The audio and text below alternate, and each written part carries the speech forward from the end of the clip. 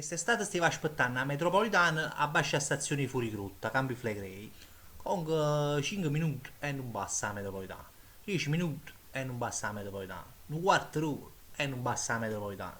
Insieme a me c'è un sacco di gente che aspettava e sta cominciando a murmurare, ma che è sta metropolitana, non passa, ma che marosca, ma nasce santo canno, oh, varie stemme così, no?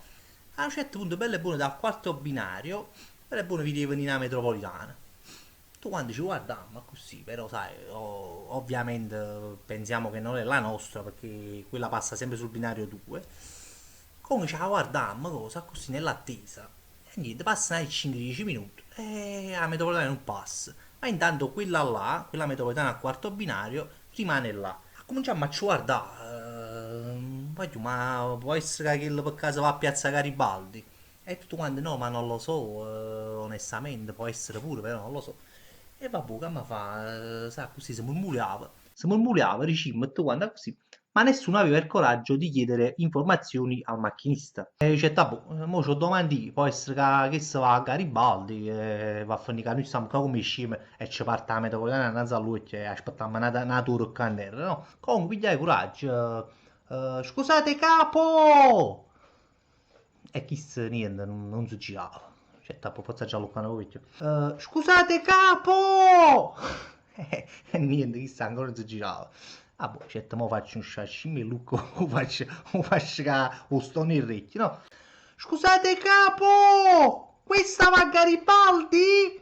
Bella e buona chissà si gira. Un sashimi e Luke. Salerno!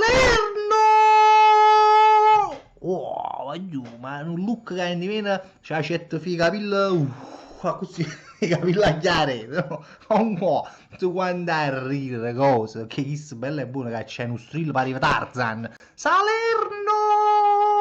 Oh, come frate, stai un po' più calmo su Singer, perché evidentemente, no, chi era pezza la pazienza, perché a chi lato lato, tutto quanto ci faceva la stessa domanda, no? Perché a metropolitana si ferma a una ventina di minuti. Evidentemente dall'altro lato tutti domandavano scusa ma che sta a Garibaldi, scusa ma che sta a Garibaldi, scusate ma che sta a Garibaldi. E io fui, secondo me, la goccia che fece traboccare il vaso della pazienza di quest'uomo, che ci fu ancora messo chi desse la vecchia Salerno! Come fra, lo pesce, subito ma mortificare, no? Non sa chi si caga, io volevo buchinare, volevo chi è più coraggioso, chi è più a così.